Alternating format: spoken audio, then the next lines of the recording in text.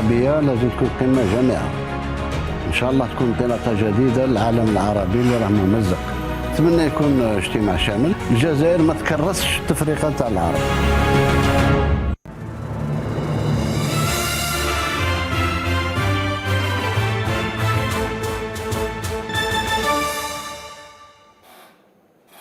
Bonjour à tous et merci de suivre Al24 News qui vous plonge aujourd'hui au cœur des travaux de la 31e session du sommet arabe à Alger. Des programmes spéciaux vous sont proposés à l'instar de ce plateau. Ensemble, nous allons revenir sur les dossiers phares qu'auront à traiter les dirigeants arabes à Alger aujourd'hui et demain. Pour cela, nous ferons appel à notre envoyé spécial au Centre international des conférences, Abdelatif Rahal, Tinhinan Makassi. Nous compterons également sur les éclairages de nos invités ici présents.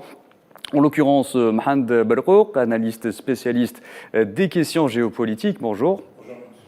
Ainsi que Mustafa Etmouroub, journaliste spécialiste des questions internationales. Bonjour à vous. Bonjour. Alors, tout d'abord, messieurs, on ne pourrait entamer cette émission sans revenir sur la symbolique, et pas des moindres, de cette date du 1er novembre. Elle signifie beaucoup, Souhila Kilal. Ce 1er novembre 2022 verra la célébration du 68e anniversaire du déclenchement de la guerre de libération nationale, mais également le coup d'envoi des travaux du 31e sommet arabe. Ce choix n'est pas anodin. Dans le prolongement logique des principes de la déclaration du 1er novembre 1954, Alger a choisi d'abriter le sommet arabe un 1er novembre en raison de la forte symbolique. Cette date renferme les valeurs de la lutte commune et rappelle à la mémoire le soutien arabe à la révolution algérienne. Elle s'inscrit également dans le prolongement de ses principes en faveur de l'unité arabe et du droit des peuples à l'autodétermination. Le choix du 1er novembre est la preuve que l'Algérie demeure le symbole de la réunification. D'ailleurs, le monde arabe reconnaît à Alger son statut d'acteur positif qui contribue à la stabilité et au soutien à l'action arabe. Les principes de la révolution algérienne seront donc le ciment du sommet arabe d'Alger. Cette forte symbolique engagera certainement les dirigeants arabes à prendre les décisions qui s'imposent en vue de relever les défis qui se posent au niveau local, régional et international. Ce sommet qui se veut rassembleur va contribuer au renforcement de l'action arabe commune, qui est aujourd'hui une nécessité, vu les changements rapides qui s'opèrent sur la scène internationale. La question palestinienne sera au cœur des travaux. Il s'agira de la remettre en tête des priorités de l'agenda de l'action arabe commune. Alger œuvrera à réactiver l'initiative arabe de paix et à mobiliser davantage d'appui international, de manière à préserver les droits du peuple palestinien et garantir l'établissement de son État indépendant sur les frontières de 1967, avec pour capitale Al-Quds. Et comme vous venez de le voir, le choix de faire coïncider le sommet arabe à cette date du 1er novembre n'est pas fortuit. D'ailleurs, dans son message à l'occasion, le président algérien Abdelmadjid Tebboune a évoqué l'engagement de l'Algérie à travers sa place, à retrouver plutôt sa place dans les forats régionaux et internationaux. On va commencer par vous, le jeu des questions, Mohamed Barrouk. Ce sommet arabe, en est-il la preuve ? Absolument, déjà la symbolique du 1er novembre, qui est une symbolique de liberté, d'émancipation, mais aussi d'engagement.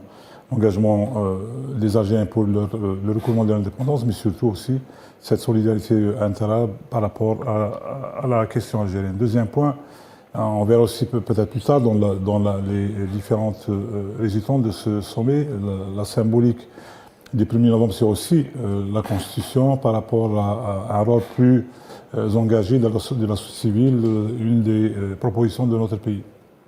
Monsieur Mustafa Etmouroub, on vient de l'évoquer, le président algérien a évoqué l'engagement de l'Algérie à retrouver sa place dans les forats régionaux et internationaux. Ce sommet, pour vous, en est-il la preuve ? Oui, en effet, ce sommet coïncide justement avec la célébration du 1er novembre. Une date phare pour l'Algérie. Aussi, elle renvoie la situation du monde arabe. C'est une situation marquée par des difficultés sur plusieurs fronts, des États qui sont en train de vivre des situations très difficiles, des États en faillite carrément économique, d'autres en état de délitement avancé, et d'autres connaissent des crises internes immenses. Donc, toute la symbolique du 1er novembre est là, c'est-à-dire on a besoin d'un moment très fort pour le monde arabe, pour synchroniser leurs efforts, pour une action commune, pour résorber toutes ces difficultés. Donc l'Algérie, elle est là, elle a ce privilège d'abriter ce sommet important. Donc l'Algérie, ça lui permet aussi d'avoir une visibilité, un retour diplomatique assez remarquable. Mais Mohamed Barkouk, j'aimerais vous relancer là-dessus justement. Alors, beaucoup de personnalités ont aussi applaudi le choix de cette date pour abriter le sommet arabe. Comment le passé glorieux de la révolution algérienne peut-il se refléter ou plutôt inspirer les dirigeants arabes? C'est déjà en commençant par les principes fondateurs de notre diplomatie de la résistance, de la révolution et puis du GPRA. C'est le respect des souverainetés qui a aussi beaucoup manqué ces dernières années. Juste à lire un certain nombre de déclarations finales de quelques sommets pour apprécier l'importance de ce principe. Deuxième, c'est aussi le respect des choix internes au peuple, donc c'est le principe de l'ingérence.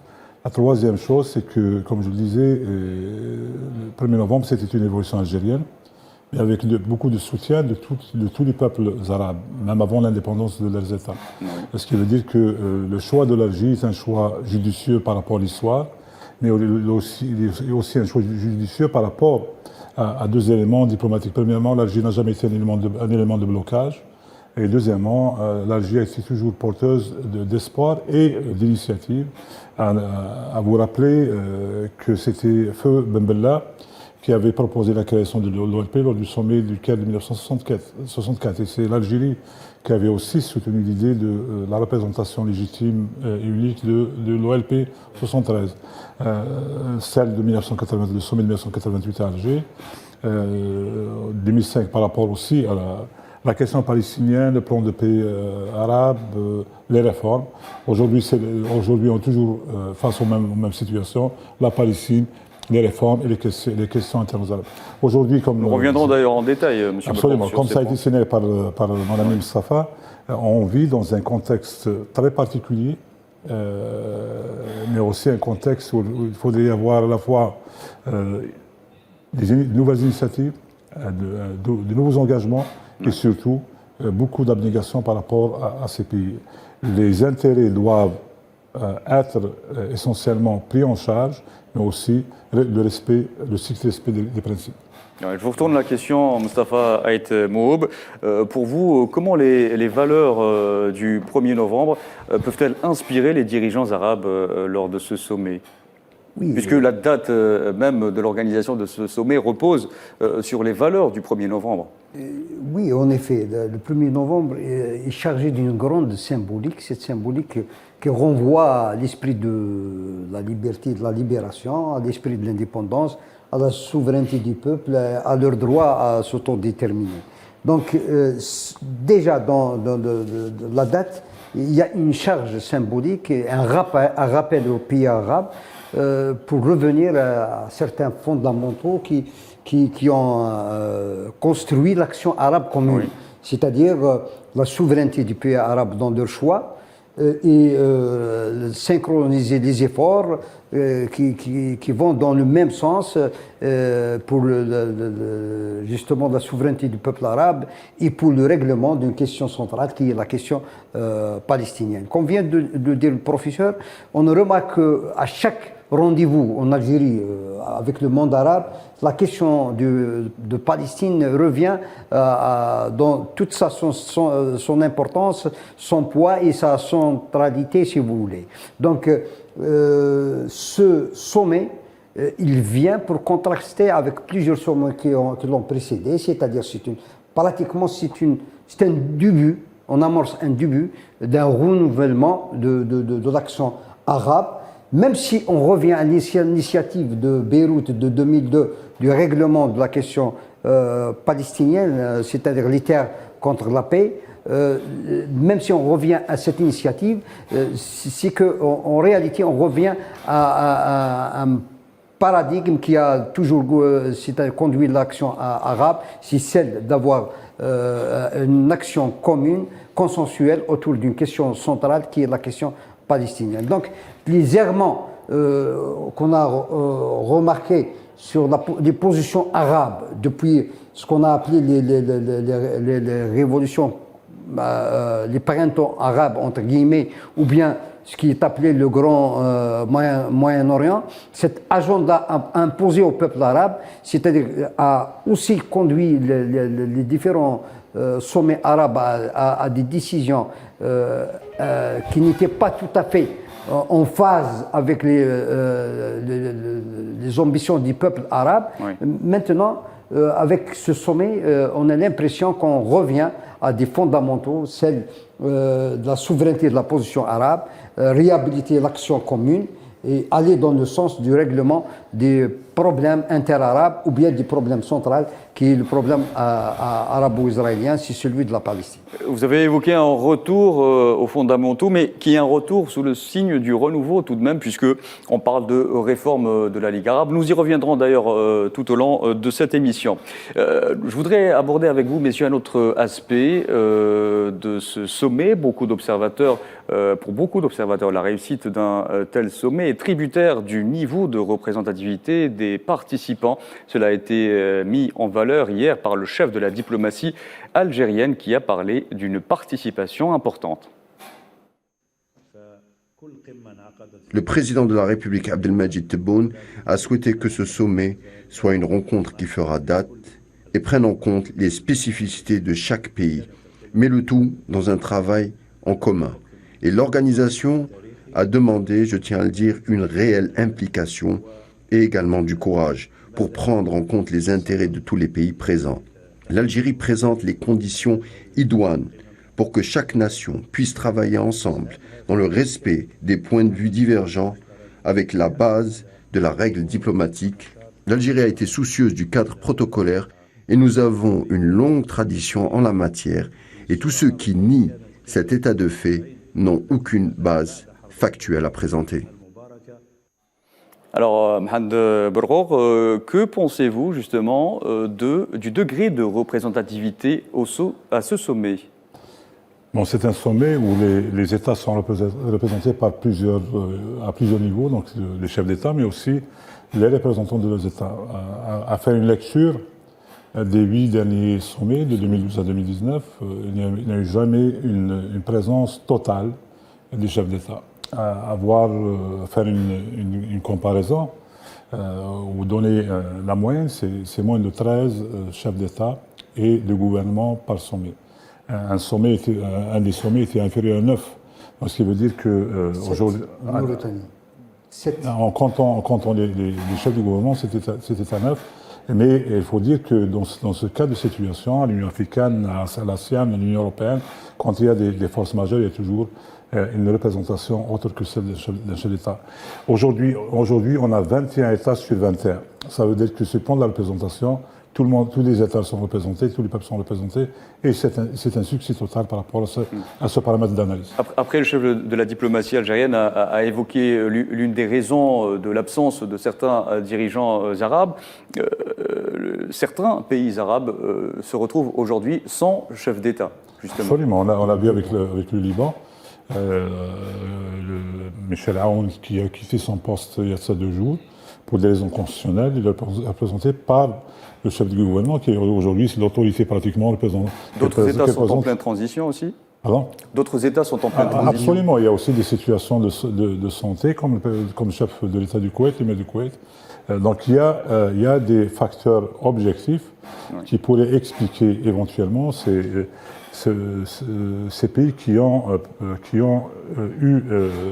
pris la décision d'être représentés par d'autres personnalités qui représentent leur chef d'État. Donc c'est une délégation totalement acceptée dans tous les forats internationaux en matière de représentation des États. Monsieur Mustafa Et Mohoub, que vous évoque la représentativité des dirigeants arabes à ce sommet? Pour ma part, je dirais qu'il faudrait dire les choses clairement. Oui. C'est-à-dire, quand il s'agit de l'Algérie, on badine trop sur cette question, on brode trop sur cette question de la représentativité. C'est comme si l'Algérie est appelée à faire admettre ou faire représenter tous les États arabes au plus haut niveau. Alors, comme vient d'expliquer le professeur Mohamed Barkouk, aucun sommet arabe n'a vu la présence de tous les souverains ou chefs d'État arabes. Aucun. La meilleure représentativité dans 2 cas de sommet, c'était à 17 chefs d'État ou souverains. Sinon, on a eu des cas de 9, 7, 13, la moyenne c'est 13. En 2005, on a eu 13 chefs d'État et souverains ici en Algérie. L'enjeu n'est pas ici. L'enjeu, c'est dans les raisons qui font qu'il y ait des défections à chaque fois. C'est aussi pourquoi cette fois-ci aussi, on a vu que certains États hésitaient à se faire représenter au plus haut niveau. Pour quelle raison? On a eu le cas d'un État, d'un royaume qui a essayé un petit peu dès le départ. Déjà, c'était décidé pour son cas de ne pas être présent au plus haut niveau. Donc, il tergiversait, ils ont joui sur cette question d'accueil, etc.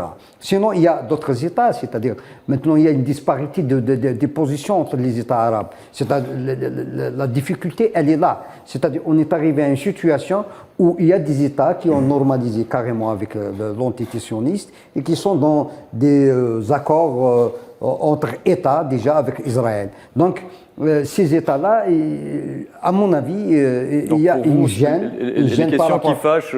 Oui, il y a une gêne. Oui. Non, il y a une gêne par rapport à une certaine prise de position qui n'est pas conforme aux différentes résolutions des sommets arabes précédents. C'est-à-dire qu'il n'y ait pas de relation avec Israël sans la reconnaissance de l'État palestinien, sans une réponse positive et claire sur le terrain à l'initiative arabe de 2002. Donc je dirais tout simplement que sur certains cas, il y a une certaine gêne à déterrer l'initiative de 2002 et cette initiative-là qui pourrait avoir une voie d'application si tous les pays arabes vont dans le même sens, c'est-à-dire pas de relation avec Israël jusqu'à l'édification d'un État palestinien indépendant dans des territoires de 67. Très bien, je voudrais aussi évoquer avec vous un autre aspect de ce rendez-vous qu'abrite aujourd'hui l'Algérie. Le sommet arabe a été précédé par des réunions préparatoires, notamment celle du Conseil national, du Conseil économique et social de la Ligue arabe au niveau ministériel, mais aussi celle des ministres arabes des Affaires étrangères. Alors, elles ont abouti à des changements sur l'ordre du jour. Présentés précédemment au délégué permanent de la Ligue arabe, Ramdan Lamamra en a fait l'annonce hier soir en conférence de presse. Il parle de projets de décision qui seront présentés aux chefs d'État en même temps que la déclaration d'Alger. Si l'on devait s'arrêter un moment sur la région du Moyen-Orient, nous avons voulu que les conclusions consacrent et mettent en relief le dossier de la brave Palestine, la prise en compte des intérêts de la Palestine. Et c'est à ce titre que la prochaine étape de ce sommet est de traduire concrètement les conclusions sur le terrain au fur et à mesure pour consacrer les intérêts de la Palestine avec comme capitale El-Quds. Et pour essayer d'en savoir un peu plus sur cet ordre du jour, direction le Centre international des conférences Abdatif Rahal, pour essayer de retrouver notre envoyé spécial Tininan Makassi, Tininan qui n'est pas là pour le moment. Nous allons essayer de la joindre dans un petit moment. Retour à vous donc messieurs. Alors la révision, donc on l'a évoqué, en conférence de presse hier soir, le chef de la diplomatie algérienne est revenu sur la déclaration d'Alger qui doit sanctionner les travaux de ce sommet. Elle revêt selon lui un caractère stratégique.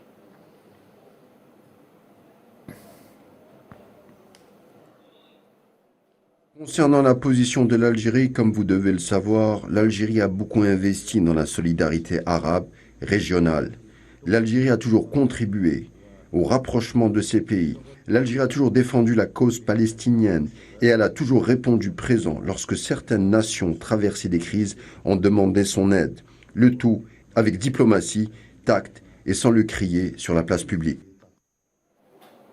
Alors, je propose de revenir à présent, messieurs, sur l'ordre du jour qui sera soumis aux chefs d'État arabes. Alors, la révision de l'ordre du jour soumis aux dirigeants arabes a été évoquée hier, nous le rappelons, par Ramtal Amamra. À quoi doit-on s'attendre, professeur Berkouk? Bon, il y a une révision de l'avant-projet de l'ordre du jour qui a été proposé au Conseil des ministres des Affaires étrangères par les délégués, mais incorporant aussi des éléments du César. On peut peut-être donner quelques pistes de réflexion par rapport à l'ordre du jour. Déjà, les questions politiques sont définies, il y a 4 questions palestiniennes, les 3 crises majeures des États en déchéance, la Libye, la Syrie et le Yémen. Deuxième point, les questions que je pourrais qualifier de fonctionnelles, économiques, et les 24 articles proposés par le Conseil économique social arabe. Il y aurait aussi des questions, des éléments de réflexion par rapport aux réformes et aussi des positions de la Ligue arabe par rapport aux questions internationales actuelles. Mohamed Berkouk, je vous permets je reviens à vous dans un petit instant. Nous avons pu donc joindre notre envoyé spécial au CIC, Tininan Makassi. Bonjour. Bonjour Abdelkader, bonjour à nos invités, bonjour Monsieur Berkouk. Alors, quelques heures nous séparent seulement du début des travaux du sommet arabe. Avez-vous un peu plus d'informations sur l'agenda du jour? Alors effectivement, quelques heures nous séparent de la tenue du 31e sommet de la Ligue arabe. Pour l'instant, ce que nous avons comme information ici au CIC, c'est le début des travaux qui seront en fin d'après-midi. Selon les informations que nous avons, c'est à partir de 18h. Nous savons qu'il y aura une passation de consignes entre le président tunisien Kais Saïed et le président algérien Abdelmajid Tebboune. Il y aura aussi des paroles attendues du secrétaire général des Nations Unies, Antonio Guterres, aux côtés du président de l'Union africaine, Macky Sall. Nous savons aussi que lors de cette session plénière qui durera 1h30, les paroles du président algérien Abdelmajid Tebboune et du président tunisien Kais Saïed sont aussi très attendues. La suite des travaux, nous n'avons pas plus d'informations. Les invités arrivent et nous sommes dans l'attente.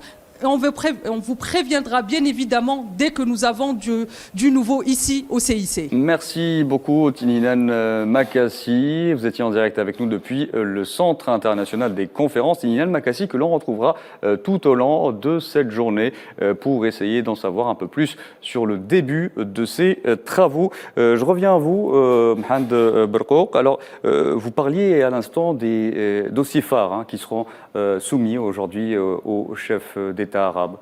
Bon, la question palestinienne, avec la signature de la déclaration d'Alger le 13 octobre passé, par les 14 factions palestiniennes qui engagent déjà la responsabilité de la Ligue arabe, premièrement par rapport à la désignation du comité de suivi de cette déclaration, mais aussi par rapport à d'autres initiatives, à la fois de soutien diplomatique, de soutien humanitaire et de soutien financier aux Palestiniens. La question libyenne, qui était une question qui englobait au sein un certain nombre de divergences, ça a été signalé hier par Madame la ministre des Affaires étrangères de la Libye. Et il y a eu un consensus par rapport à la démarche, une démarche très certainement basée sur, au-delà du côté, disons, proprement diplomatique, c'est aussi un engagement par rapport à l'accompagnement des Libyens vers des solutions politiques négociées et des élections démocratiques. La question syrienne, j'estime s'il y a un consensus absolu, elle risque d'être pratiquement décalée dans ses priorités. La question yéménite, elle est centrale pour ce sommet. Les questions liées aux réformes, on a vu dans une déclaration de M. Lamamra, c'est par rapport à l'apport de la société civile dans l'édification d'un nouvel espace arabe. Oui. Il est aussi lié à notre démarche nationale, donc à la réingénierie du système politique algérien en reconnaissant ce rôle à la société civile. On l'a vu lors du forum intergénérationnel d'Oran, où il y avait une résolution sur, et une proposition aussi sur la création d'un réseau arabe de la société civile qui serait un partenaire de la Ligue. Oui. Mustafa Etmouhou, selon vous, à quoi s'attendre aujourd'hui sur cette révision de l'ordre du jour annoncé par Ramtal Amamra? on a déjà constaté que malgré l'activité intense de la diplomatie algérienne, avant déjà le sommet, les préparatifs, la Mamra avait pris son bâton de pèlerin, elle a fait pratiquement toutes les capitales arabes, presque ou presque. Et malgré ça, on a vu des difficultés. Comme je disais tout à l'heure, c'est un sommet qui intervient dans un contexte très très difficile. Donc, pour arriver à le fonctionnement de la Ligue arabe, les prises de décision, c'est par consensus. Donc, pour arriver à des consensus dans une réalité complètement fragmentée, c'est un petit peu difficile. Mais malgré ça, on voit que la diplomatie algérienne est arrivée à certains résultats. C'est que le projet d'ordre du jour, il y a un consensus autour de ça, y compris sur des questions qui fâchent beaucoup, notamment la Libye. Les réunions préparatoires y ont contribué pour beaucoup. Beaucoup, bien sûr. Donc la diplomatie algérienne, elle a mis tout son poids pour faire mûrir ces dossiers et pour faire mûrir les positions arabes, pour arriver à certains consensus sur certaines questions difficiles, comme la Libye, qu'on vient de les énumérer, la question libyenne, qui posait déjà problème.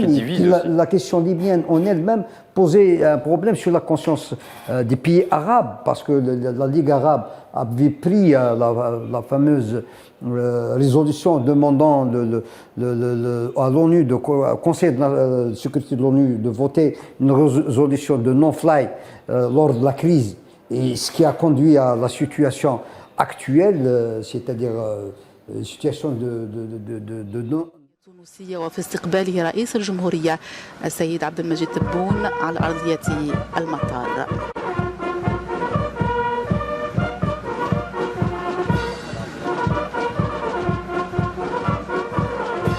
حرارة اللقاء تعبر عن صداقة متجذرة تاريخية وعن مبادئ وقيم حسن الجوار بين البلدين.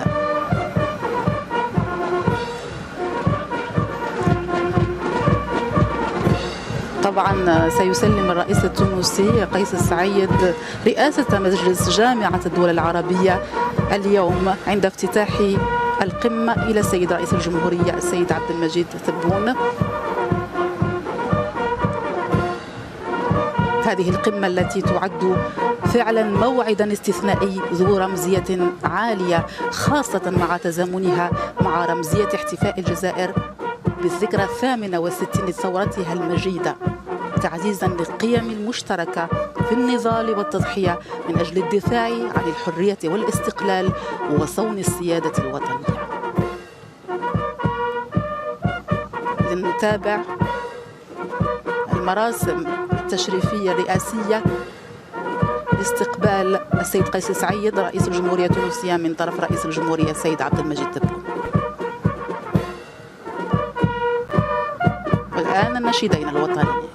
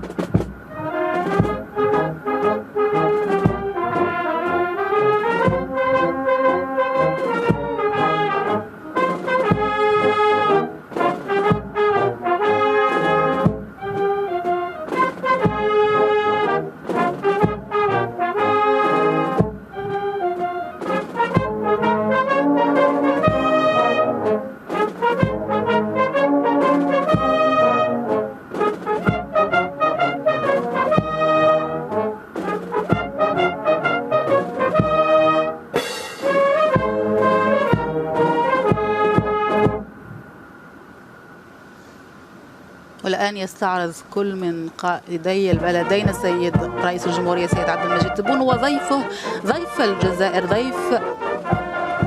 الجزائر إذن كما ذكرت السيد قيس سعيد رئيس الجمهورية التونسية تشكيلة من الحرس الجمهوري التي تؤدي له تحية شرفية وفق المراسم الاستقبال الشرفي.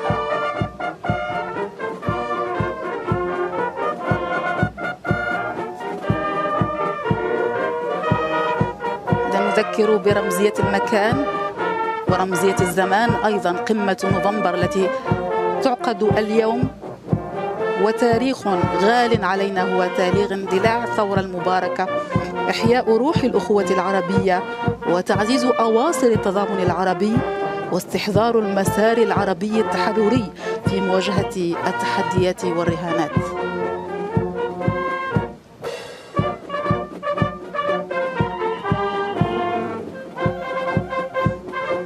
ومن المساعي أيضا التي يريدها رئيس الجمهورية السيد عبد المجيد تبون من خلال ترأسه لهذه القمة، قمة ألم الشمل، تجسيد التطلعات الشعبية في خلق أطر وفضاءات للتعاون والشراكة العربية. إذن يصافح الآن السيد قيس سعيد رئيس الجمهورية التونسية وفدا من كبار المسؤولين في الدولة.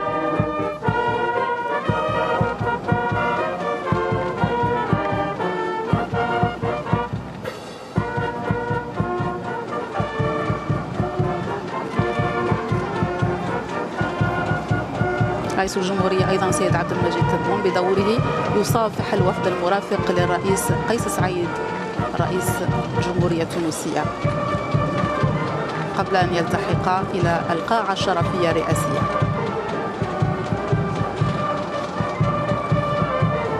طبعا إشادة من طرف كل قادة الدول العربية بموقع الجزائر ومكانتها في الساحة الإقليمية والدولية بفضل العقيدة الجديدة للدبلوماسية الجزائرية في عهد رئيس الجمهورية السيد عبد المجيد تبون، الذي وضع مبادئا قوية لسياسة خارجية نشطة واستباقية بدبلوماسية متوازنة، وهذا ما يعكس الثقة الكبيرة في نجاح هذه القمة والتي عبر عنها فعلا قادة ورؤساء الدول العربية التي تبدي استعدادها للمشاركة النوعية في القمة، وهذا ما نتابعه من خلال استقبال الوفود المشاركة وعلى رأسهم قادة ورؤساء الدول العربية.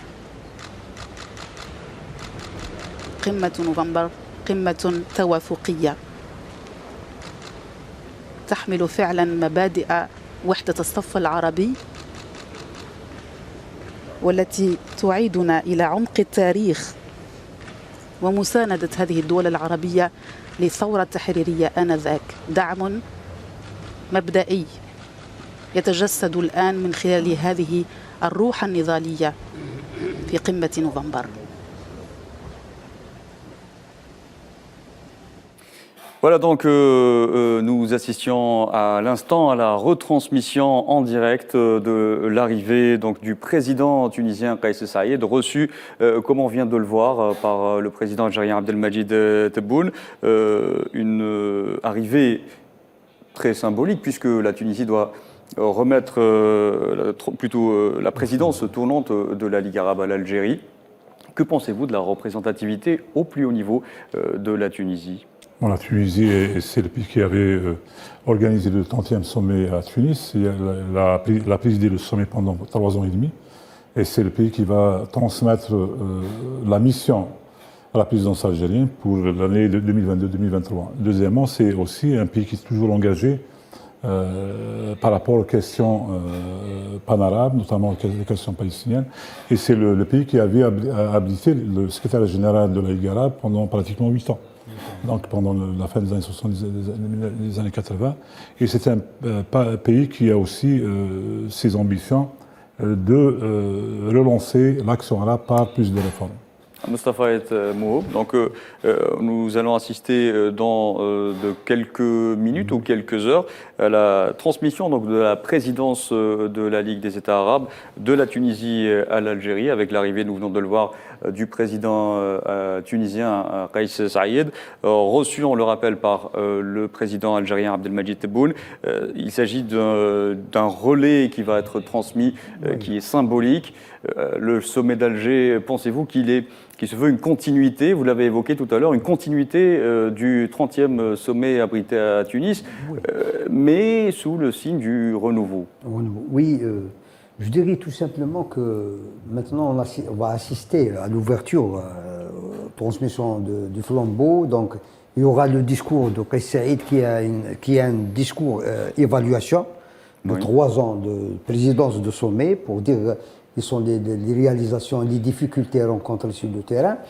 Et le discours attendu du chef d'État algérien, celui des projets. Donc on s'attend à l'annonce de beaucoup d'idées, de projets pour la réforme de la Ligue arabe, pour revoir ses mécanismes de fonctionnement et ses outils de mise en œuvre des résolutions. Donc c'est un discours aussi très attendu pour voir le niveau un petit peu auquel on aspire pour le changement à l'intérieur de la Ligue arabe. Aussi, les deux chefs d'État, donc les 2 États, je dirais, Tunisie et Algérie, c'est 2 capitales de l'intransigeance, d'une position très très solide par rapport à la question palestinienne et sa centralité dans les questions arabes, et aussi un engagement sans faille, y compris de la Tunisie, sur le règlement de certains problèmes de pays arabes, notamment notre voisin, la Libye, qui est une priorité pour la région. Voilà. Très bien. Vous avez évoqué un point à l'instant, Mostafa Et Mohob. L'Algérie accorde une importance extrême à la question de la réforme de la Ligue arabe. Le président algérien, on l'a vu, Abdelmadjid Tebboune, soumettra à ses homologues des propositions dans ce sens. Quels ajustements apporter à la Ligue aujourd'hui, Mostafa Et Mohob? Je crois que l'un des problème de la Ligue, c'est le fonctionnement par le consensus. C'est-à-dire, c'est ce qui fait que on n'arrive pas à cristalliser, à mûrir des résolutions au niveau des aspirations du peuple arabe. Donc, on est toujours dans le SMIC. Et quand on est dans le SMIC, aussi quand il y a des résolutions qui sont prises par consensus, généralement, on ne voit pas souvent le jour. C'est-à-dire, dès que le sommet est fini, donc, est terminé, donc on les oublie. On a des exemples, beaucoup d'exemples dans ce sens, depuis la création de la Ligue arabe en 1945. Donc, et pour ne pas tomber dans les oubliettes, justement, voilà, que doit-on... ce qui est proposé, je crois, cette fois-ci, c'est de créer des outils d'accompagnement pour la mise en œuvre de suivi, si vous voulez, des mécanismes de suivi, de mise en œuvre des résolutions. À l'instar de la commission évoquée par le président, le ministre des Affaires étrangères palestinien, pour la déclaration d'Alger, afin de mettre en place les mécanismes. Voilà.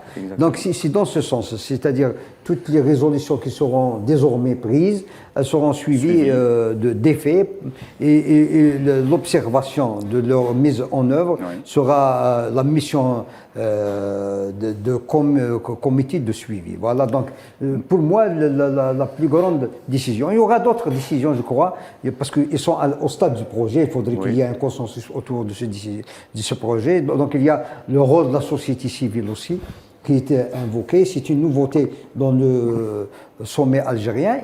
Il faudrait souligner qu'à chaque fois le sommet arabe se tient en Algérie, il y a des nouveautés introduites. Il y a eu en 1973 l'adoption d'une résolution concernant l'OLP comme représentant légitime et unique du peuple palestinien. Il y a eu en 2005 aussi cette question de réforme de la Ligue arabe était posée, donc on n'est pas arrivé à grand chose à l'époque, mais elle revient aussi sur la table. Ils vont disséquer certainement sur ça, et aussi les problèmes qui secouent certains États arabes aujourd'hui. Ils sont nombreux, la Somalie, le Yémen, le Soudan, la Libye, et le Liban, la Syrie et l'Irak, pratiquement presque la moitié des pays arabes. Je vous retourne la question, professeur Mohamed Berkouk. Quel ajustement ou réforme introduire aujourd'hui à la Ligue arabe? Je ne crois pas qu'il y aurait des réformes organiques, parce que les réformes organiques nécessitent plutôt l'unanimité et non pas le consensus. Parce qu'aujourd'hui, on parle plutôt de consensus, non pas de consensus, et non pas l'ijma. Donc, premièrement. Deuxièmement, on va consolider la dimension populaire de la Ligue arabe, notamment par l'adoption de la résolution d'Oran en ce qui concerne un réseau arabe de la société civile. Mais il y aurait des réformes plutôt fonctionnelles. La première, c'est par rapport à la paix et la sécurité, c'est-à-dire la création de deux, potentiellement, je l'espère, de deux organes. Le comité des sages pour la prévention des crises. C'est le cas, c'est l'instrument qu'on retrouve un peu partout dans les organisations régionales, justement pour essayer à aider à rapprocher les belligérants, les protagonistes ou les partis en opposition par rapport à des situations internes aux pays arabes. Deuxièmement, c'est aussi développer des instruments fonctionnels de gestion et ou de résolution du conflit. Troisième point, c'est aussi par rapport à ce qui a été proposé par le CESA en ce qui concerne la grande zone économique de libre-échange arabe, la création de cette union douanière, peut être proposer de nouveaux instruments en ce qui concerne la facilitation de la prise de décision, qui est un blocage des fois, mais aussi des éléments de suivi, d'évaluation et de correction de décisions prises par les chefs d'État lors des sommets, de ce sommet et d'autres sommets. Et tous les projets de réforme que vous venez d'évoquer, professeur Berkouk, font-ils consensus aujourd'hui auprès des dirigeants arabes? En ce qui concerne les éléments fonctionnels, ce n'est pas des éléments, disons, qui vont toucher aux grands équilibres de cette Ligue. Le point qui fâche le plus, c'est la rotation du secrétaire régional, qui ne sera pas traité vu la sensibilité par rapport à plusieurs pays. Mais par rapport aux éléments de prévention, de gestion des conflits, c'est très important, c'est stratégique. Juste à rappeler ce qui a été dit par mon ami Mustafa, oui. L'internationalisation des crises arabes. On a vu le 12 mars 2011, c'était le Conseil des ministres des Affaires étrangères qui avait transféré le dossier vers le Conseil de sécurité qui a pu prendre la décision en 1973, 5 jours plus tard. Le jour 19, c'était le début des attaques françaises contre la Libye. On voit les résultats. On voit aussi le même cas, c'était en 2013, le sommet 2013 qui avait écarté la représentation de l'État en le remplaçant par une coalition dite d'opposition politique et en essayant aussi d'encourager les États à armer une faction. En 2015, on l'a vu par rapport à la crise yéménite. Donc aujourd'hui, l'essentiel de l'action arabe, c'est la construction de la paix et de la sécurité, justement par le développement de cette logique préventive et de résolution. Permettez-moi d'enchaîner à présent sur la question palestinienne qui occupe une place centrale lors de ce sommet, notamment après la signature de la déclaration d'Alger par les dirigeants des factions palestiniennes. Le chef de la diplomatie palestinienne a évoqué une commission pour mettre en place les mécanismes de sa mise en œuvre. Ce défi sera-t-il relevé à l'issue de ce sommet? La question vous est dirigée tout d'abord, Mustafa Etmoub. Oui, je crois que c'est la question cruciale qui sera posée, qui sera à l'ordre du jour du sommet, c'est justement la mise en œuvre de la déclaration d'Alger. L'Algérie a réussi la prouesse de réunir 14 organisations palestiniennes qui avaient des positions totalement différentes. Saluées par la communauté internationale. Bien sûr, des stratégies tout à fait différentes, des approches tout à fait différentes. Elle les a réunies autour d'un SMIC. Et ce SMIC-là se décline sur 3 éléments essentiels. C'est l'intégration de l'OLP, donc la centralité, la représentativité de l'OLP par rapport au peuple palestinien qui a été annoncé en 1973 lors du sommet d'Alger, a été réitérée et on va dans le sens de mettre toutes les organisations à l'intérieur de cette, tous les partis palestiniens à l'intérieur de cette organisation, l'unique organisation représentative et légitime du peuple palestinien. Le deuxième élément, c'est les élections législatives et les élections présidentielles. On sait que ça fait longtemps que le jeu des élections n'a pas eu lieu en Palestine. C'est ce qui a accentué un petit peu les divergences dans les rangs des organisations palestiniennes et ce qui a fait profiter à Israël de tergiverser sur la mise en œuvre du processus d'Oslo et d'aller dans le sens de cavaler seul et d'aller dans le sens de renier même ses engagements devant une réalité palestinienne faite de contradictions et parfois de guerre intestine.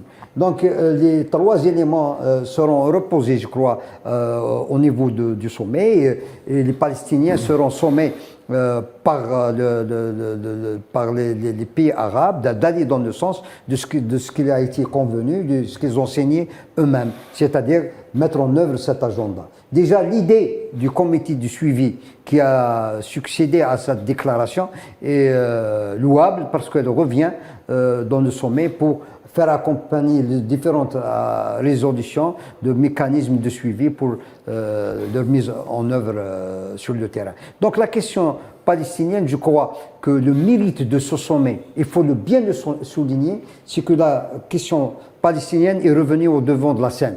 Elle a été complètement éclipsée depuis le sommet de 2012 jusqu'à ce jour. Donc l'agenda qui a été imposé au monde arabe, notamment dans le sillage des révolutions, entre guillemets, dites du printemps arabe, c'était faire un petit peu oublier la question palestinienne c'est-à-dire la déclasser au second rang parce qu'il y a des crises un petit peu partout. Maintenant, je crois que le sommet d'Alger a ce mérite, ce grand mérite d'avoir remis la question palestinienne au rang à la priorité qui lui revient dans l'agenda arabe.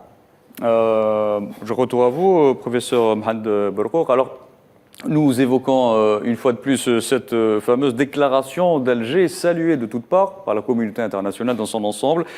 Il s'agit maintenant de mettre en place ces mécanismes. Une commission a été évoquée par le chef de la diplomatie palestinienne, Riyad Maliki, à Alger. Ce défi est-il relevable aujourd'hui ? Absolument. Mais il faut dire, avant de répondre à votre question, que la déclaration d'Alger était le résultat d'un travail de fond avec 54 réunions des factions à Alger, avec des périples diplomatiques de nos ambassadeurs, nos responsables dans plusieurs capitales arabes, justement. C'est vrai qu'on a tendance un petit peu à oublier le travail qui est fait en amont, au niveau des experts. Oui. C'est 10 mois d'efforts méthodiques qui ont produit ce texte consensuel par rapport aux Palestiniens, mais qui engage aussi les pays arabes. C'est pour ça qu'il y a dans ce texte 2 instruments de suivi. Le premier à l'intérieur, c'est le comité des secrétaires généraux des factions, justement pour lui donner ce sens opérationnel. Deuxième, c'est le comité de suivi de la Ligue arabe qui sera présidé par l'Algérie et en la présence d'autres acteurs. Comparé aux 3 dernières, trois derniers accords de 2007, 2012, 2017, cette déclaration, premièrement, elle est globale, elle a des échéances. Elle engage à la fois les factions palestiniennes et la Ligue arabe. J'estime que pour cette Ligue arabe, au-delà de cet instrument, elle aura joué 3 rôles. Le premier, c'est pour plus d'internationalisation de la question palestinienne, plus de reconnaissance de l'État palestinien, pour l'aider à accéder au statut de membre de plein droit au niveau des Nations Unies. Il y a une proposition palestinienne dans ce sens, il y a un appui de l'Algérie par rapport à cette démarche. Deuxièmement, c'est aussi aider les Palestiniens dans cette feuille de route, notamment en ce qui concerne le renouvellement des instances de l'OLP, notamment le Conseil national palestinien, qui est d'ailleurs l'organe central. oui. L'organe central, c'est ce conseil qui oriente l'action palestinienne, notamment en ce qui concerne les négociations, et c'est toutes les factions qui s'engagent, y compris c'est les factions qui tirent en dehors de l'OLP. Ces engagements, c'est aussi par rapport à la création d'un nouveau sens de partenaires politiques qui est signalé ou est engagé dans cette déclaration. Partenaires politiques veut dire essentiellement des institutions qui unissent toutes ces factions. Donc on peut prévoir un gouvernement d'unité nationale, mais aussi des élections, de renouvellement des instances politiques, le Conseil législatif et la présidence avant octobre 2023. Le dernier point, et qui va aussi engager la Ligue arabe dans ce sommet, c'est les actions de solidarité et d'appui en matière de construction des capacités aux autorités palestiniennes. La Palestine vit une situation humanitaire inédite. Les autorités aussi souffrent de manque de moyens et c'est par ces actions de solidarité et de construction des capacités qu'on pourrait aussi aider les frères palestiniens dans leur lutte justement pour la libération. Juste pour aussi signaler ce qui a été dit par mon ami Sim Mustafa, 2020, après 2019, on a vécu 4 normalisations qui sont plus dangereuses que celles de 1994 et de 1979. Parce qu'on voit des États qui sont engagés dans des schémas de construction de partenariats avec un potentiel de menace par rapport à d'autres pays arabes. Ce qui est pratiquement contraire à deux principes de la Ligue, c'est le concept de sécurité collective, oui, mais aussi le principe, ce qui est important, c'est les principes de la construction de la paix, le constitutionnalisme, terre pour la paix. Et de quoi croyez-vous que cette commission, de qui plutôt, cette commission sera-t-elle composée? D'un certain nombre de pays, donc c'est juste, on n'a pas disons, d'informations, mais on peut, en avant peut-être mettre quelques représentants des factions palestiniennes. L'État palestinien, oui. C'est l'Algérie qui préside, mais avec l'État palestinien qui est concerné, l'Égypte, l'Arabie Saoudite, le Qatar, c'est les 3 dernières initiatives de réconciliation, la Jordanie qui est aussi concernée par cette question.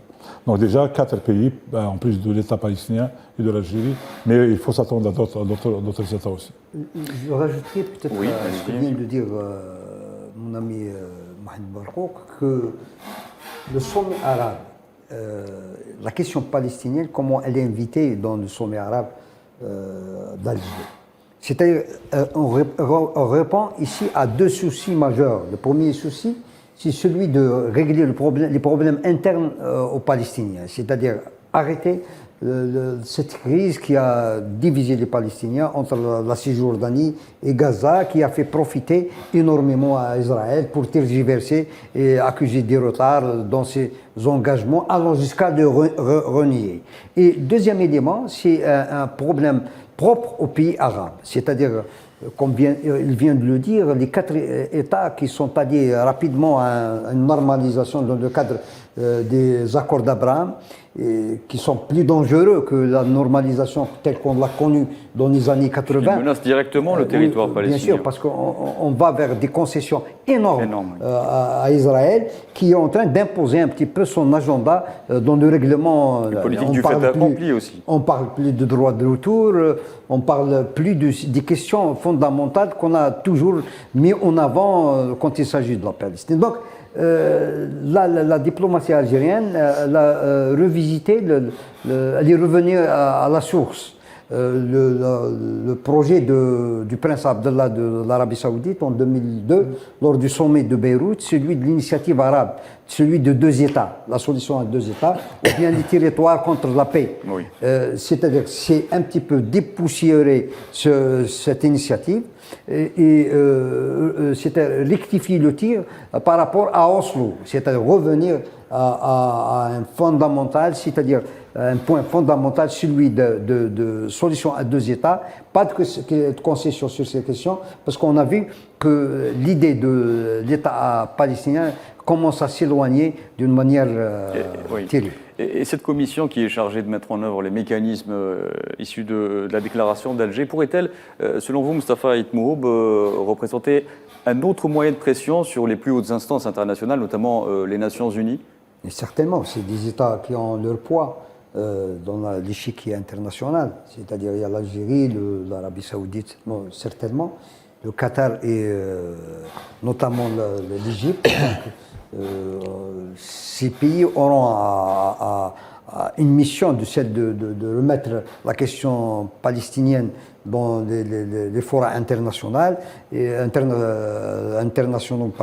et c'est-à-dire plaider la question. Et aussi, par rapport aux Palestiniens, il faudrait veiller au grain, parce que si les Palestiniens, à chaque fois, ils sont laissés pour leur compte, avec les interventions de gauche et de droite, et même malheureusement de certains États arabes, et il y a les difficultés, les tiraillements qui surgissent et les divisions. Donc, veiller à maintenir l'unité des rangs palestiniens, à renouveler leurs institutions et les réformer, et aller dans le sens de l'initiative arabe, c'est-à-dire un petit peu mobiliser l'opinion internationale autour de cette initiative.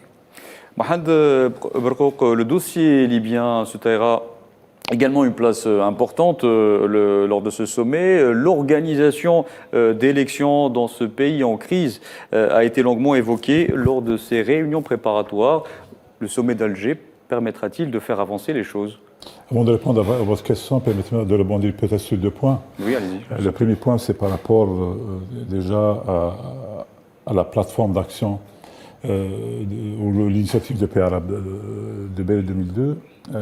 Sur le plan normatif, il est toujours d'actualité, basé sur la légalité internationale, les résolutions 242, 338, le principe que les pays arabes sont plutôt favorables à la paix qu'à autre chose.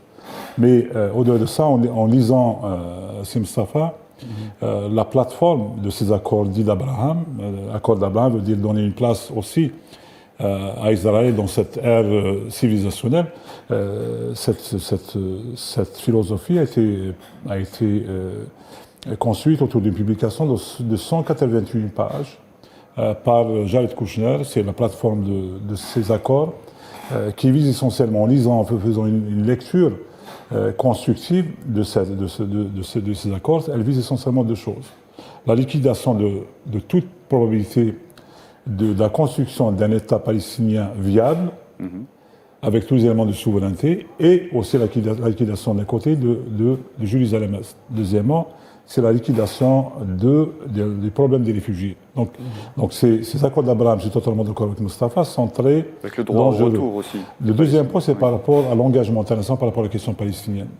Les statistiques du Conseil de sécurité notent que pendant 13 ans, depuis 2009, depuis l'agression contre Gaza jusqu'à aujourd'hui, il n'y a eu qu'une seule résolution du Conseil de sécurité qui n'a même pas été appliquée, celle de 2016. Ce qui veut dire qu'il y a aussi un désengagement de la communauté internationale. Les États-Unis qui aujourd'hui sont pratiquement les parrains de cette politique israélienne dans cette région, avoir des menaces d'utiliser le veto, mais aussi de par des décrets, notamment le décret du 6 décembre 2017, en ce qui concerne Jérusalem. Concernant votre question, cher monsieur, il faut dire que la Libye aujourd'hui constitue une des crises les plus importantes dans la région, une crise porteuse de risques pour tous les pays de la région.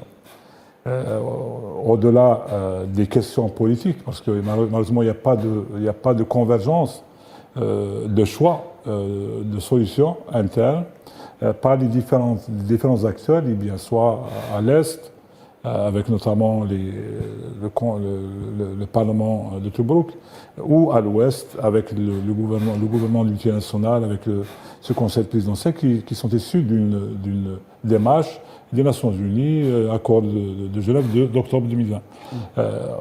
Le plus grand problème, c'est que il y a aussi des schémas d'ingérence militaire, soit d'une manière directe ou indirecte, mais aussi des interférences par rapport aux démarches de solution. Notre pays a toujours soutenu une démarche rationnelle, basé sur un ancrage juridique. Donc c'est le respect de la souveraineté de l'État libyen, de son unité nationale, de son indépendance. Et il faut aussi éliminer toutes les conditions pour ces interférences et ces ingérences qui sont multiples, il faut le rappeler. On a d'un côté un pays arabe avec la Turquie. D'autre côté, on a 3 autres pays arabes avec la Russie, la France et les États-Unis. Il y a une multitude d'acteurs militaires, officiels ou non officiels, y compris un certain nombre de compagnies privées militaires et de sécurité. On a la SADC turque, on a l'Académie qui était Blackwater américaine, on a Wagner, on a plusieurs compagnies françaises, etc. Mais aujourd'hui, notre approche, c'est une approche qui est aussi patiente et méthodique, c'est essayer de rassembler les éléments de la convergence d'opinion. C'est pour ça qu'on a vu depuis pratiquement 2020 beaucoup d'engagements de notre pays. Le premier engagement officiel du président de la République, c'était à Berlin par rapport à la Libye.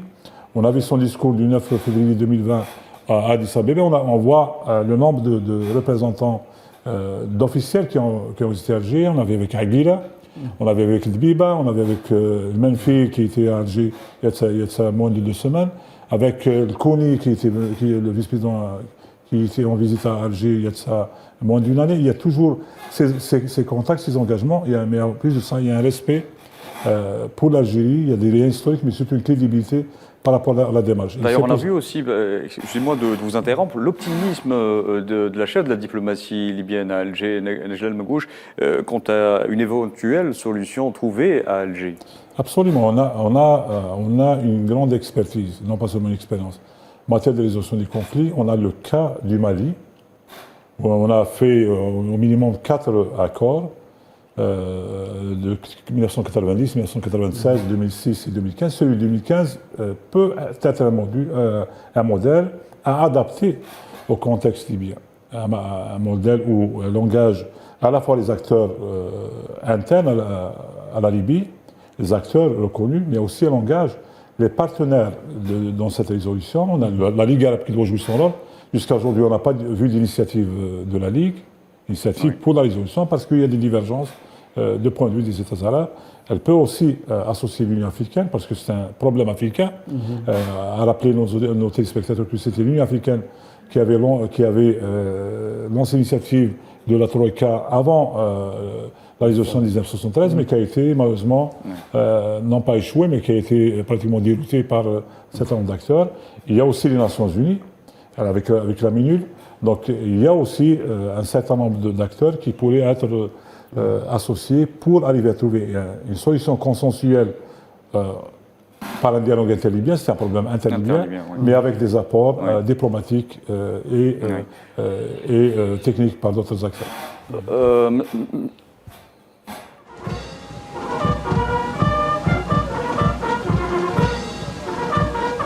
وبنفس المراسم والبروتوكول والترحاب يستقبل رئيس جمهورية جيبوتي السيد إسماعيل عمر جيلة، وفرصة لأخذ صور تذكارية مع صغار المرحبين.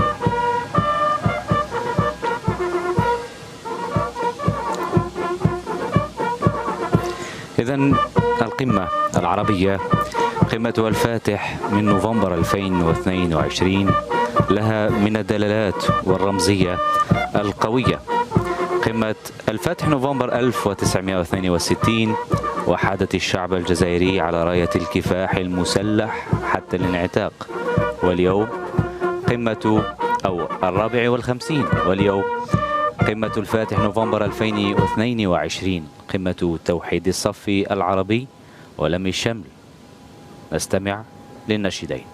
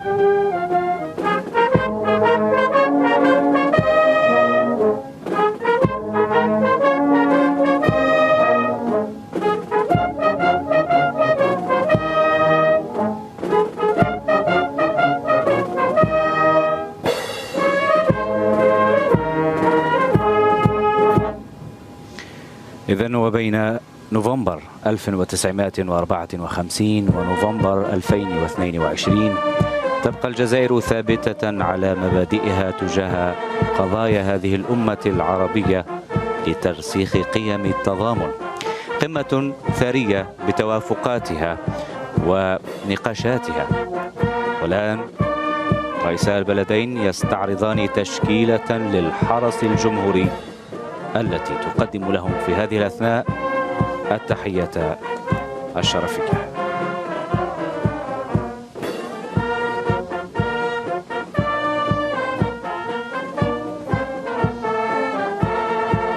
إذن الجزائر وضعت كل الظروف الملائمة والتجهيزات والتنظيم المحكم لوضع الوفود على قدر عال من الراحة والتركيز على الخروج بتوصيات تخدم وتلبي آمال الشعوب العربية.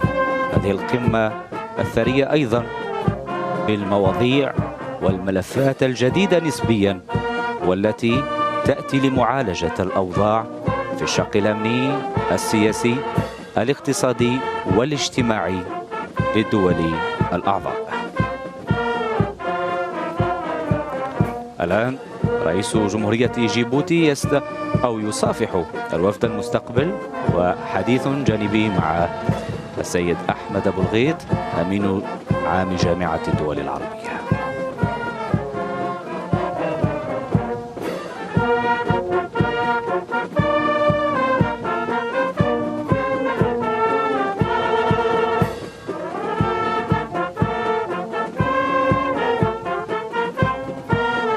بدوره رئيس الجمهورية السيد عبد المجيد تبون يرحب بالوفد المرافق للرئيس جمهورية جيبوتي.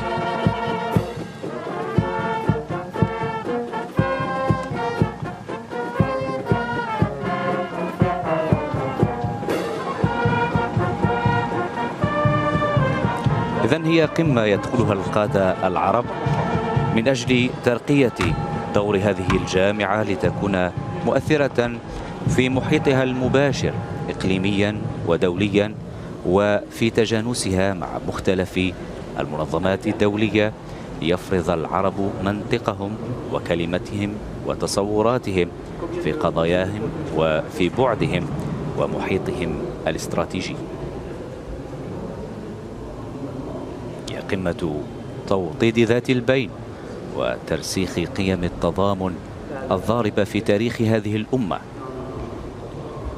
التي كان وسيظل مصيرها مشتركا.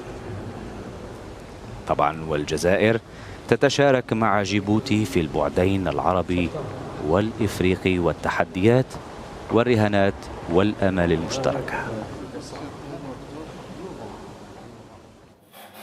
Voilà, donc comme nous venons de le voir, le ballet diplomatique se poursuit à l'aéroport international d'Alger. Les délégations continuent d'affluer. On l'a vu, donc le dernier arrivé, c'est donc pour l'instant, le dernier arrivé pour l'instant, il s'agit du président djiboutien Ismaël Omar Guelleh, reçu également par le président algérien Abdelmadjid Tebboune. Une autre participation qui va sans doute apporter un plus à ce sommet. Et pour en savoir aussi davantage, nous allons retrouver tout de suite notre envoyé spécial au Centre international des conférences, Abdelatif Rahal, Tinhinan Makassi. Rebonjour. Tinhinan, vous m'entendez ? Oui, Abdelkader, je vous entends très bien. Alors, nous vous retrouvons une nouvelle fois pour essayer d'en apprendre un petit peu plus sur l'ordre du jour ou l'éventuelle l'heure officielle du début des travaux du 31e sommet arabe.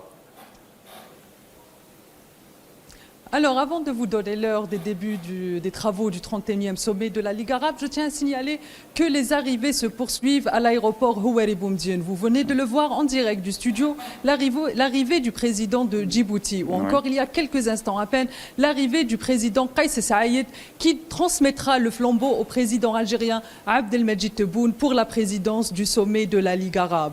Évidemment, les arrivées se sont poursuivies hier jusqu'à tard dans la nuit. Nous avons vu l'arrivée notamment du président président de l'Azerbaïdjan et aussi président du mouvement des non-alignés, Ilham.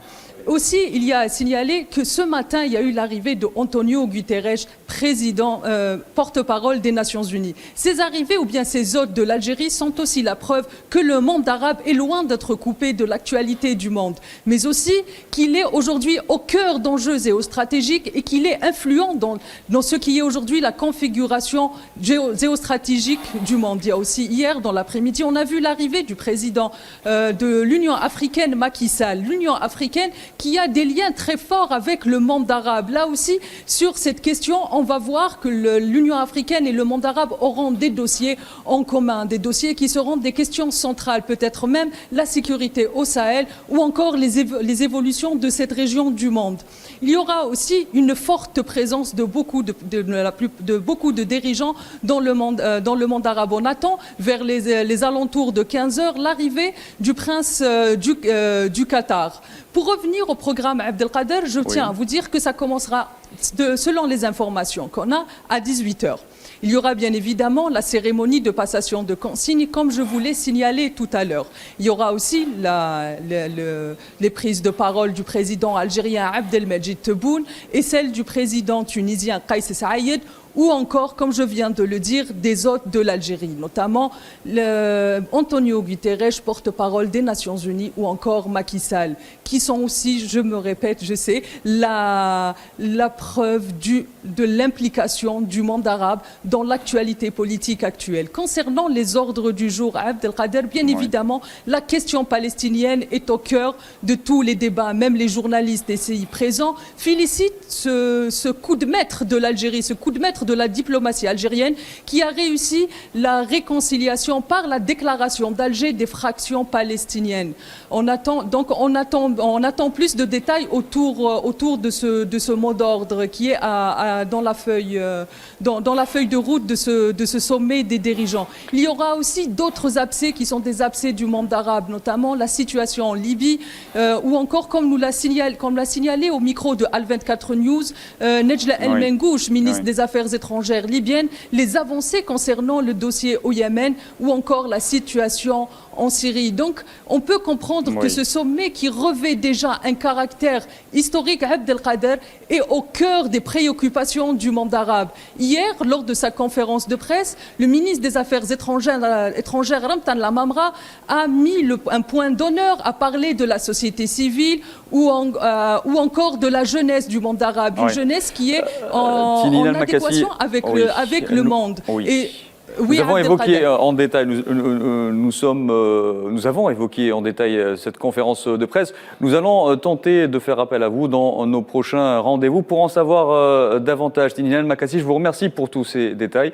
Vous étiez en direct avec nous depuis le Centre international des conférences Abdelatif Rahal. Retour donc à mes invités, Mustafa Ait Mouhoub et professeur Mohamed Barkouk. Alors, outre, comme on vient de l'entendre, outre la déclaration d'Alger portant sur la réconciliation palestinienne, ce sommet devra être sanctionné par une déclaration d'Alger plus globale, si je puis me permettre. Elle portera donc sur de nombreux dossiers. Le consensus suffira-t-il à la concrétiser sur le terrain ? Le consortiatio, en tant que logique de prise de décision, c'est créer des compromis opératoires. Il faut dire que, je l'espère que comparativement au sommet précédent, où il y a eu moins d'exécution et absence de suivi. Espérons que dans ce sommet, il y aurait aussi cette volonté pour qu'il y ait plus d'exécution et plus de suivi. C'est la première question. Deuxième question, on a vu dans la méthode de travail qui a été déjà adoptée, c'est aussi la validation de toutes les décisions prises par les conseils des ministres des Affaires étrangères depuis début 2020. Ce qui veut dire qu'il y a déjà un travail qui a été fait pendant 3 ans et demi, qui est validé par le Conseil des ministres des Affaires étrangères. Troisième point, c'est que quand on parle de consortiatio, on parle essentiellement des questions qui ont eu le plus de discussions, mais qui ont aussi le plus d'engagement de ces États. quand on parle de la Palestine, c'est un engagement total, un consensus total, etc. Mais sur d'autres points, on a vu avec la Libye, avec ce qui a été dit sur la 24 hier par la ministre des Affaires étrangères libyenne, c'est qu'il y a un consensus, disons, opératoire.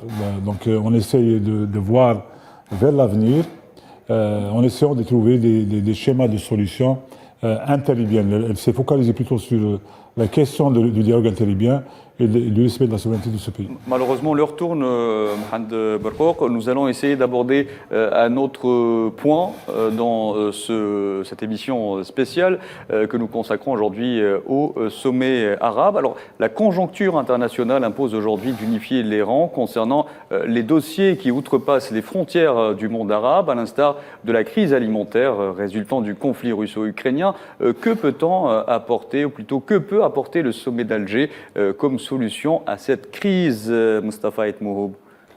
Oui, le sommet d'Alger, de la Ligue arabe, justement se tient après 3 ans d'absence. Il y avait le Covid, il y avait les retombées du Covid. Donc, c'est déjà une première leçon pour les pays arabes sur les questions de solidarité dans les crises internationales majeures. Donc, c'est un moment historique qui a démontré un petit peu qu'il n'y a pas toujours des amis, que des amis peuvent devenir des ennemis, des adversaires par rapport pour le règlement de... C'est la même chose pour la crise alimentaire. Malheureusement aussi que cette crise alimentaire ne revient cette fois-ci à travers la guerre de l'Ukraine en Ukraine.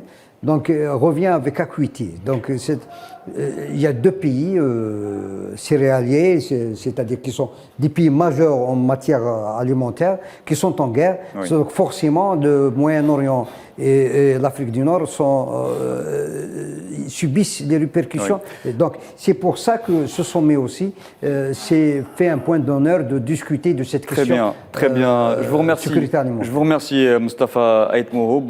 Je rappelle que vous êtes journaliste, spécialiste des questions internationales. Merci d'avoir participé à cette émission. Je vous remercie également, professeur Mohamed Barkouk. Vous êtes analyste, spécialiste des questions géopolitiques. Merci beaucoup, messieurs, d'avoir apporté à nos téléspectateurs tous ces éclairages. Cette émission touche à sa fin. Merci à vous de nous avoir suivis.